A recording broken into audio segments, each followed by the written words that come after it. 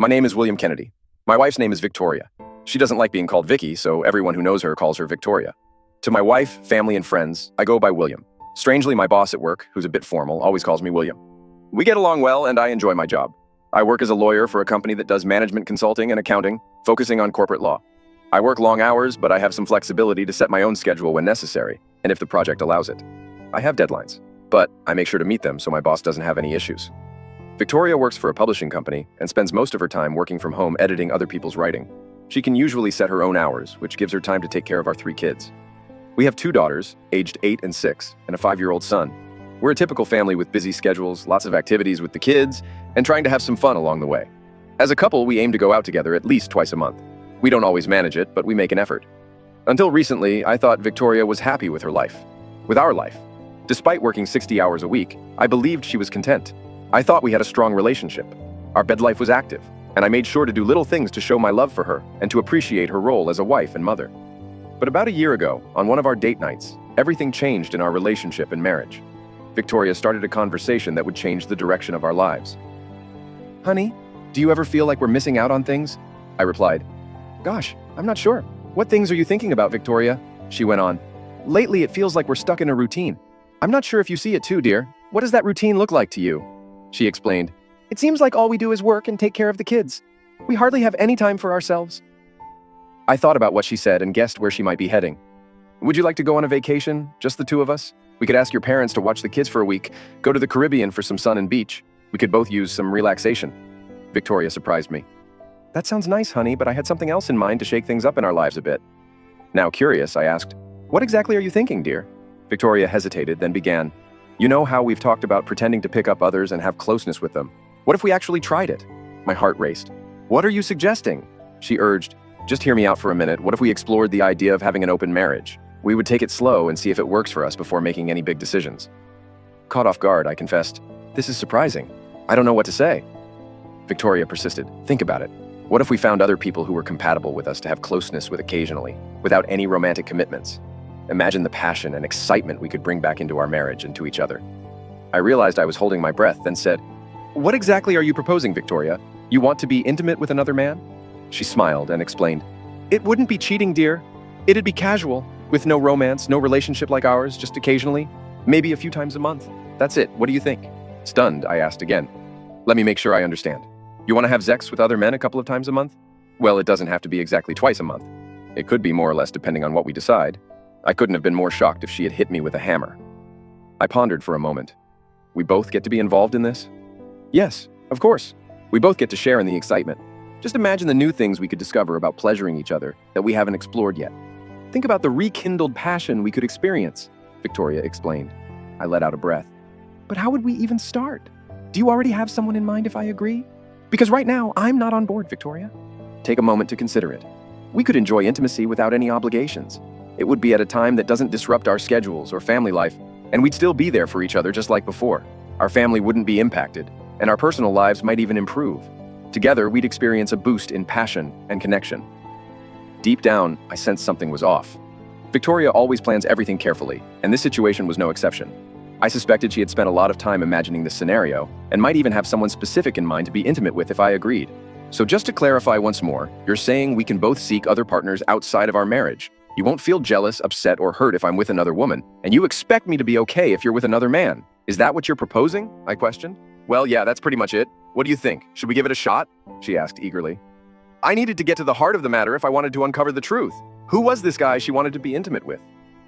"If I agree to this wild idea, when do you want to start? And who's the person you have in mind?" I inquired. Her eagerness to have me on board with her plan gave away a clue. "Well, there's this guy, Ian, at the publishing company who's been asking me to lunch whenever I'm at the office. He's younger than us, and from what others say, he's already in a relationship. The secret's out. She's interested in some young guy named Ian." "So Ian, huh? Well, what do you think, honey? Are you up for trying something new to spice up our marriage?" she asked. "I still don't see how you being with another man will improve our marriage. If you want better intimacy, why not explore ways we can enhance it together, with each other, not someone else? How does adding another man to the mix improve our connection?" "I just want to understand this is about us," I explained. "Imagine the fresh perspectives we could gain from each other, like hiring a consultant for new ideas. Why not consider seeing a therapist together? You having an affair with some guy doesn't seem like it would benefit our relationship at all," I added. Victoria struggled to let go of the idea of seeing a sex therapist. "Honey, trust me, my suggestion is for our benefit. I'd never do anything to harm our marriage," she insisted. I was growing frustrated with her persistence. "Victoria, I don't control you. I can only share my thoughts on how this might affect us and our family. But think of it as an adventure for both of us. Imagine how much we could learn and grow together," she urged. "Victoria, this isn't like signing up for a class. You're suggesting being intimate with another man." "Good grief," I muttered, rising from the table and heading to the men's room to splash cold water on my face. As I looked at myself in the mirror, I sensed she had ulterior motives, likely determined to do as she pleased, regardless of my objections. I dried off and returned to the table, not at all convinced that Victoria's plan would improve our marriage. I believed it would add more complications to our lives. We had plenty to deal with already, without introducing sexual relationships with others, even if we agreed to it beforehand. What bothered me most was that I married Victoria expecting us to be exclusive to each other. That's what marriage means to me. There's an expectation of loyalty and monogamy, or at least that's what I thought. We even promised it in our wedding vows, to be faithful to each other. It was clear my wife wasn't finding sexual fulfillment with me, and that saddened me. The following 2 weeks were tense between us. She kept smiling at me, expecting me to agree with her plan. She even intensified our usual sex routine of twice a week. For a whole week, she wanted sex every night. After putting the kids to bed, she'd take my hand and lead me to the bedroom. We showered together, exploring each other with soapy hands. Victoria was attractive and in shape, clearly desiring more intimacy than twice a week. Had I been neglecting her needs? In bed, she was more eager than I'd seen her in years, wanting to try various positions we hadn't used since before having kids. Maybe we had fallen into a rut. But was having sex with others the solution? A week later, with no mention of an open marriage, I thought she had forgotten the idea. Maybe more sex was what she truly wanted. I was wrong. Victoria continued initiating intimacy every night. After a particularly passionate session where she engaged me twice, she brought it up again. "Honey, have you considered trying an open marriage like I suggested?" "Dang, honestly, I was kind of hoping all the extra sex meant you changed your mind about the whole thing," I admitted. "Well, the closeness with you lately has been awesome, but it's been pretty much the same every time. We need to switch things up, make it more exciting. That's what I'm hoping we can learn from others," she explained. I felt disappointed that she still wanted an open marriage. "So you still want us to be open so you can be with other men," I said, my tone showing I wasn't happy about it. "Don't be so down, Will. This is a chance for us to grow individually and bring new experiences to our marriage. The passion and excitement you want, you're not getting it with me right now, are you? This is an opportunity for both of us to explore new things to bring back to our relationship. I think it'll make us stronger as a couple. Victoria, as I've said before, I don't control you. You make your own choices. If this is truly what you want, then I guess you'll go ahead with it, even if I disagree. Just be cautious about what you're seeking because every decision has consequences." "Thank you, Will. You'll see. This will benefit both of us." With that conversation, it seemed settled. I left the room to grab a strong drink. I knew my marriage was over, and there was no point in trying to change her mind. Victoria had what she wanted, free reign to be with other men. There wasn't much I could do to stop her. This situation was all messed up, but it was time for her to face the consequences. 1 month later, Victoria wasted no time in meeting up with Ian from her workplace. They met twice a week, despite our agreement not to stay overnight with lovers. After their 4th meeting, she began texting me late, claiming she had been drinking wine and shouldn't drive. How convenient. I advised her to take a cab. After putting the kids to bed one Saturday, we sat down to discuss what had been happening over the past month. "Victoria, we need to clarify some things about this open marriage arrangement. We shouldn't be doing things that the other person isn't comfortable with or hasn't agreed to." "Well, what specific things are you referring to?" "Well, to begin with, we agreed no overnight stays. But you've spent the night with Ian 4 times in the past 2 weeks. That's not what we discussed. I want you home at night. Honestly, I worry when you're not here. You don't tell me where you're going, and that needs to change." "Are you just upset about having to handle the kids' morning routine alone?" "No, this isn't about the kids. This is about your actions and our agreement. All right, no more overnight stays. What's next?" "Perhaps we should create a written agreement, acknowledging our responsibilities to each other, the kids, and as a family." "But Will, that seems unnecessary. We're adults. We can handle this." "Maybe so, but I believe communication is crucial for making this work. When you turn off your phone while with another man, it worries me. Your safety is important to me. Another concern is protection. Is your partner using protection?" "I'm on birth control, Will, if that's what you're worried about." "Victoria, I'm concerned about sexually transmitted diseases. Did he provide proof from a doctor that he's STD-free?" "I didn't ask, but I'm sure he's fine." "So he's not using protection. Does he end it inside you?" Victoria blushed at the question. "Yes, he does." "If he had an STD and didn't tell you and then passed it to you, you could pass it to me if we ever have sex again." Victoria fell silent. In my mind, I decided I wouldn't have sex with her again, at least not now. "Victoria, when you decided against a monogamous marriage, it came with responsibilities. Do you plan to stop having sex with me?" It had to be said, even if it wasn't what Will would say. "I love you dearly. We have children, and we want to grow old together and take care of each other." I grew increasingly upset by her disregard for our well-being. I didn't know what else to say. I want to have a conversation with Ian. Victoria was surprised by my request. What? Why do you want to talk to him? I want to meet him and have a chat. I want to ensure that he's prioritizing her safety and interests. Honestly, I wanted to confirm if Victoria had been truthful with him about our agreement. I wasn't sure if she had made it clear to Ian that their relationship was purely physical, without any romantic expectations. Victoria was too secretive about her activities for my liking. I suspected he might be expecting things she couldn't or wouldn't give, like love. Was she in love with him? It's rare for someone to love two people equally. As feelings develop for one person, affection for another typically diminishes. That's human nature. I felt I'd already lost my wife the day she considered an open marriage. I hadn't sought out my own partner. Frankly, I wasn't interested until now. But seeing this new side of my wife made me think what's good for her should be good for me too, 6 months later. All right, it's been several months since we opened our marriage. Victoria now has a steady boyfriend. First, it was Ian, now it's a guy named Henry. About 5 months ago, I insisted on meeting him. Victoria opposed it, which only strengthened my resolve to have a conversation with him about the woman he's involved with. One day, I visited the publishing company office to find him. It was a day when I knew Victoria would be working from home. I arrived at the offices, and the receptionist directed me to Ian's cubicle. He was there. I have to admit, I was surprised by the young man I met. He appeared to be in his mid-20s, about my height, with brown hair and a slender build. I introduced myself, and as he stood to shake my hand, he quickly realized I was Victoria's husband, and withdrew his hand. I wondered what that was all about. Hello, Ian. I'm Will Kennedy, Victoria Kennedy's husband. We need to talk. Let's find somewhere private to have a conversation. There are important matters to discuss. I gestured for him to follow me. I wasn't certain he would, but he did, albeit nervously. Perhaps he thought I was there to confront him. It seemed his perspective on his relationship with my wife differed greatly from mine. We settled in a nearby coffee shop and ordered some coffee and a croissant. I wanted him to feel at ease enough to speak openly with me. So, Ian, could you tell me a bit about yourself? Ian seemed jittery, but after several inquiries, I began to unravel the truth about his understanding of his relationship with Victoria and his expectations of her.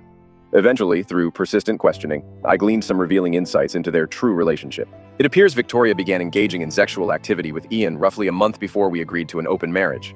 Ian consistently refrained from using protection, asserting he was free of diseases and willing to undergo testing. He relayed Victoria's concerns about our marriage's state, suggesting I lacked emotional support, and she contemplated separation or divorce. Additionally, she conveyed my supposed acceptance of her involvement with other men. Ian inquired if I harbored resentment towards him and if I intended retaliation. I assured him otherwise, visibly calming him. However, I firmly instructed him to use protection with Victoria going forward, with no room for negotiation. I warned of potential consequences if he disregarded this directive. Does your girlfriend know that you were having sex with Victoria? What girlfriend? Victoria is my girlfriend. Victoria told me that you had a girlfriend, and then having sex with her was in addition to your other relationship. My last girlfriend and I broke up months ago. Victoria is my only girlfriend now. This strongly indicated Victoria's lack of honesty with me. She had deceived me about her connection with Ian and her expectations for their future together. It became evident that her vision for the future diverged significantly from mine at that moment. A couple of nights later, Victoria was furious with me for meeting Ian. Will, why did you go see Ian? He mentioned that you were angry and threatened him. I smirked inwardly. Did he tell you that I insisted he use a protection if he wants to have sex with you? Yes, he did. But using protection ruins the fun. Why are you insisting on that? We're both STD-free, for God's sake. She was visibly upset now. I took the mature approach. Honey, I'm just concerned about your safety. We agreed that you and he would use protection. You consented to that. Victoria muttered something and stormed off. We didn't speak for 2 days. When we finally talked, she was furious once more. Are you satisfied now? Ian ended things with me. I won't see him again. That's what you really wanted, right? When you went to see him. What I wanted, my dear wife, was to ensure your safety. I didn't want you to risk getting a disease that could harm you or even be fatal. That's what mattered to me. I also wanted to prevent any disease from spreading to me, although it seems unnecessary since we haven't been intimate in so long that I can't even remember the last time. What happened to the idea that this open marriage would benefit us and strengthen our relationship? When will that happen, Victoria? I was angry with her, and she knew it well. Well, I hope you're satisfied now. And she stormed off. A coldness settled over our marriage. It was a very silent month. We hardly spoke to each other, and then everything suddenly changed. Victoria announced that she was meeting a new man. She dressed up in a revealing blouse and skirt, paired with 4-inch high heels. Her hair and makeup were flawless, and she wore a new perfume that I hadn't noticed before. Suddenly, she was exceptionally sweet. She called me dear for the first time in a while as she mentioned going out to meet someone she met online. Alarm bells went off in my mind. All right, where are you going and who are you meeting? I reminded her that she was expected home tonight, emphasizing it should be tonight, not at 4 a.m. Things quickly spiraled out of control after that. However, I did manage to learn his name, his occupation, and that he was divorced. She began by seeing Henry once a week, but after a few months, she was nearly living with him. She only stays at home a few nights a week, sometimes just one, typically when her lover is away for work. I believe he works as a sales representative for a pharmaceutical company, but Victoria is secretive about him. I grew tired of her behavior and moved her belongings to the spare bedroom. She was taken aback, but I explained it would be easier if I had overnight guests, especially since I'm the one caring for the kids all the time. Her belief that having a relationship with another man would ignite passion and intensity in our marriage didn't turn out as she hoped. Instead, it brought about a lot of drama. I found myself growing increasingly frustrated with Victoria. I probably should have divorced her long ago, but I didn't want our kids to experience a broken home. Plus, even if I did leave, the children would be left with a mother who wasn't there for them at night. It was a challenging period for me. I couldn't comprehend why she wanted to engage in such behavior, nor could I understand my own reasons for tolerating it. Her hope that having a relationship with another man would spark more passion in our marriage didn't pan out as expected. Instead, it brought a lot of drama into our lives.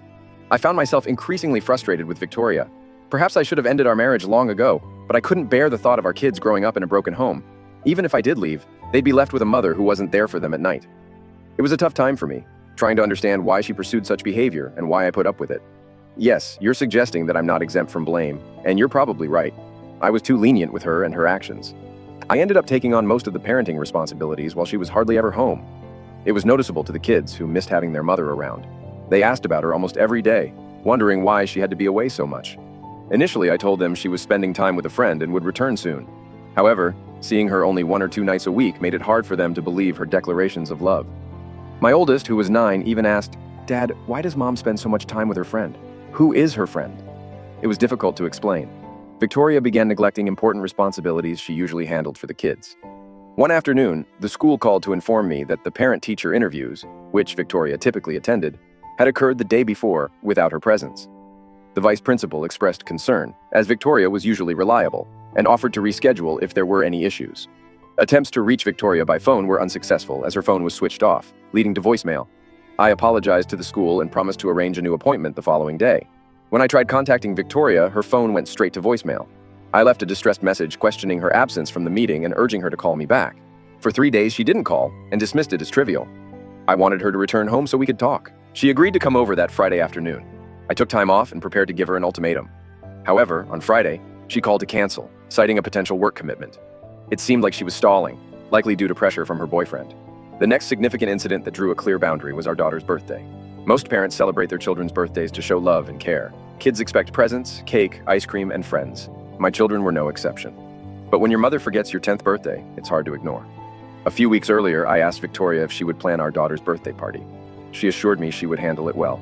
However, as time passed, there was no action from her end. So I took charge, sending out invitations, buying a gift for my daughter, booking a venue, and arranging food. I hoped Victoria would remember, but she didn't. My daughter was devastated that her mother wasn't there for her party. When other parents asked about Victoria, I made up a work-related excuse. My daughter felt deeply hurt by her mother's absence. I called Victoria, and when she answered, I handed the phone to my daughter. "Mom, it's me, where are you?" Victoria hesitated for a moment. "What's up, honey?" "Mom, today's my birthday. Why aren't you here? We had a party, but you didn't come." There was silence on the line. My daughter thought her mother had hung up and gave my phone back to me. "Victoria, are you still there? I heard crying." "Victoria, what's wrong?" "You missed Emma's birthday, for goodness sake." The call ended abruptly. A neighbor approached me quietly, asking if everything was okay with Victoria. She hadn't seen her around lately and sensed that our relationship was strained. That evening, I reached a breaking point. Victoria's disinterest in both me and our children led me to the decision to proceed with a divorce. In essence, we were already living separate lives. It was time to bring the situation to a close. The following day, I dialed Victoria's number, expecting her voicemail to pick up immediately. Leaving a brief yet urgent message, I requested her to call me back promptly. Alternatively, I urged her to come over to the house for a conversation. Surprisingly, using the word urgent seemed to catch her attention as she showed up at our house after dinner that same night. "Will, what's the matter? Why did you say it's urgent and important? Are the kids all right?" "Hello, Victoria. I'm glad you came. Thank you. We really need to have a serious talk. Please, take a seat." She glanced at her watch as I spoke. "Don't worry, this won't take too long. So, what's on your mind?" "Well, since you've been away, the kids keep asking when you're coming back home. Are you planning to return, Victoria? Because it seems like you've already left us." "Of course I'll come back, Will. I've mentioned before that I need this time to rediscover the passion and closeness we've lost. Once I've fulfilled that need, I'll be back home. I'll be a better wife, and we'll be a family again." "Sure. Just so you're aware, Emma was heartbroken the other night when you didn't show up for her birthday party. And our other 2 kids have been wondering if you'll be there for their birthdays too." Victoria's eyes widened, revealing her shock. How could you forget your own children's birthdays? Now here's the hard truth for both you and your lover. Victoria, I've made up my mind. I want a divorce. What? Why are you asking for a divorce, Will? I'll be back home soon. Victoria, there's no marriage left here. You're not fulfilling your role as a wife, and since you've already left the house, I can't fulfill mine either. To be honest, you shouldn't have left in the first place. I've stayed quiet for the sake of our kids, but this situation has gone too far. You moved out and settled things months ago, barely remembering that you have children and obligations to them, let alone to me. My lawyer says the court will view this as abandonment of our marriage and our kids. But Will, I love you and the kids. Can't you see that? No, Victoria. I don't see any love. If you truly loved your husband, you wouldn't be having an affair. If you cared about us, why did you leave? Why did you move in with your boyfriend?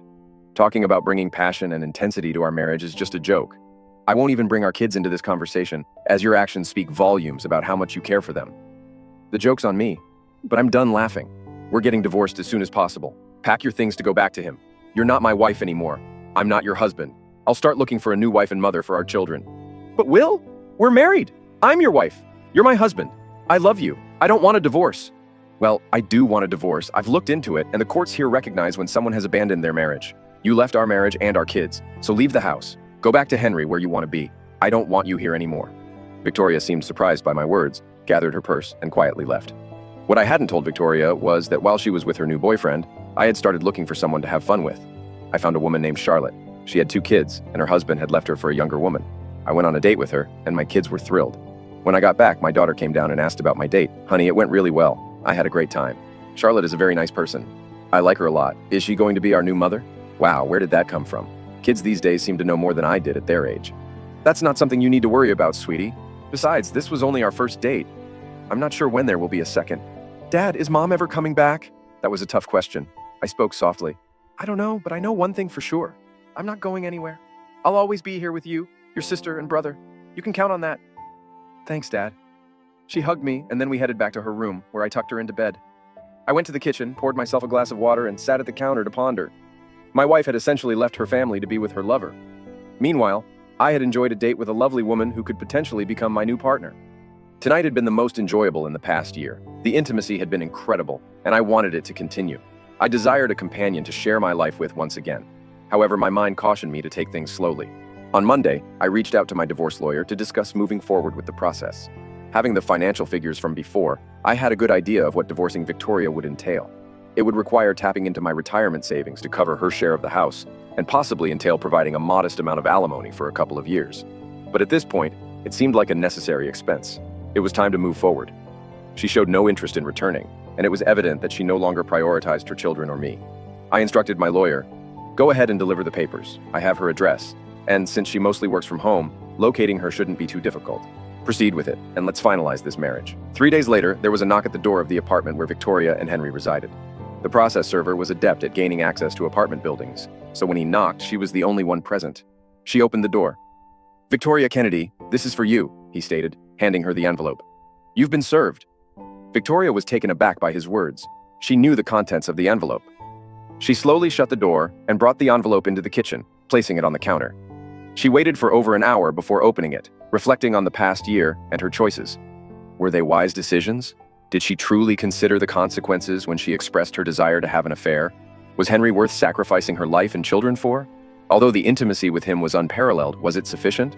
Was her husband, Will, truly so dull as a partner that she felt compelled to leave him and her children? Did she despise her former life enough to exchange it for Henry? These were challenging questions. With caution, she slid open the envelope and withdrew the papers. She handled them delicately, almost as if expecting them to erupt in her face. As she reviewed them, a divorce citing abandonment and infidelity, division of marital assets, and Will's full custody of the children with visitation rights for her, along with alimony of $1,000 monthly for 2 years. She dropped them onto the counter, realizing, finally, oh my God, what have I done? The lies and deceit she had spun for Will over the past 2 years were now haunting her. She could no longer deceive herself into believing she had triumphed, that she could act as she pleased without Will's objection, or that she could engage in relationships with other men without his input. Victoria immediately dialed Will's cell phone, but it went to voicemail. She left a brief message asking him to call her regarding some important paperwork she had received. Then she tried calling her former home, but there was no answer. Realizing she needed to act to salvage her marriage, she grabbed her car keys and purse and headed out. Arriving home, she discovered her key no longer worked in any of the locks, and the garage code had been changed. In full damage control mode, Victoria drove to Will's office. His assistant, who knew about Victoria's affair, informed her that he was out for the day. Unable to reach him there, she returned to her old house, intending to wait for Will and the kids to return from school. The children arrived around 4 p.m. with their after-school sitter. They greeted Victoria with coldness, and her eldest refused to acknowledge her presence beyond a curt inquiry. "What are you doing here?" Victoria sat in the dining room while the kids had a snack and started on their homework. She observed changes in the decor since her last visit. New items on the walls, different curtains, and a few pieces of new furniture. Around 5:15, Will arrived home. Victoria quickly approached him as he entered through the back door. "Will, honey, I'm home, and I'm glad you're here. We need to discuss some papers that were delivered to me today." Great, Victoria. Did you sign them and bring them along? I signed them before my lawyer sent them to you. I believe what I'm proposing is fair and aligns with family and divorce laws in the state.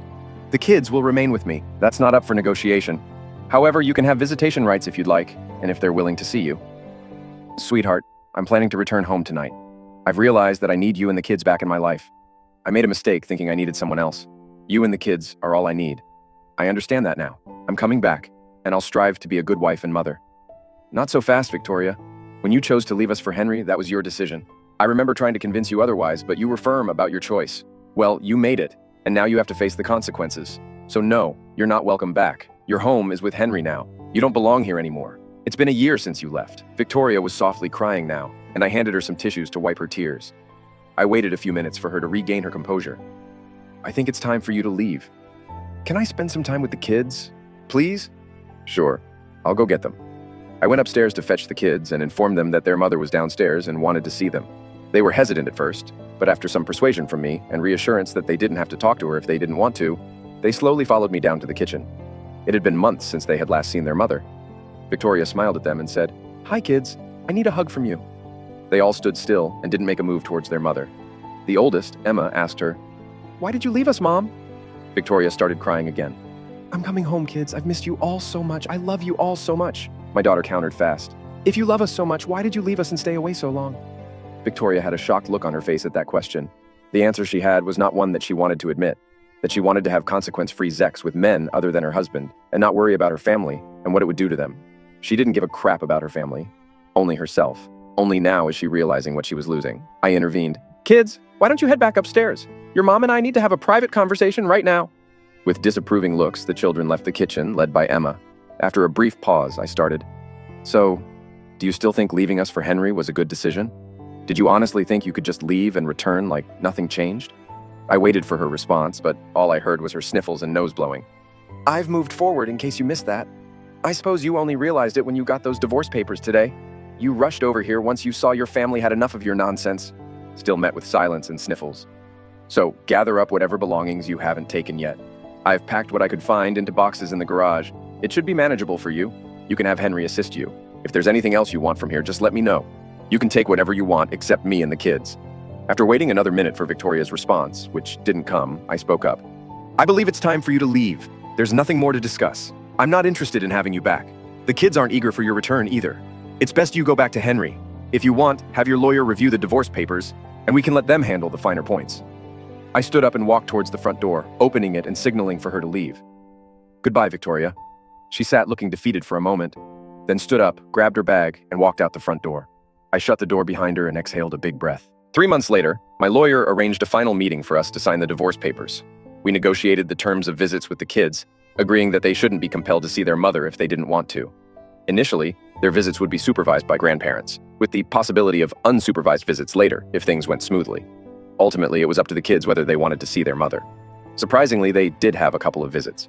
But after meeting Henry, they felt uncomfortable and chose not to return. It seemed they had a good instinct for character judgment. Meanwhile, my relationship with Charlotte evolved as we spent more time together, meeting up 2 or 3 times a week. I proposed that we engage in activities beyond just physical intimacy, suggesting outings with our kids. Her daughters were similar in age to my youngest children, so I was eager for them to meet. Our first outing to the zoo, followed by pizza, went well. The kids got along splendidly.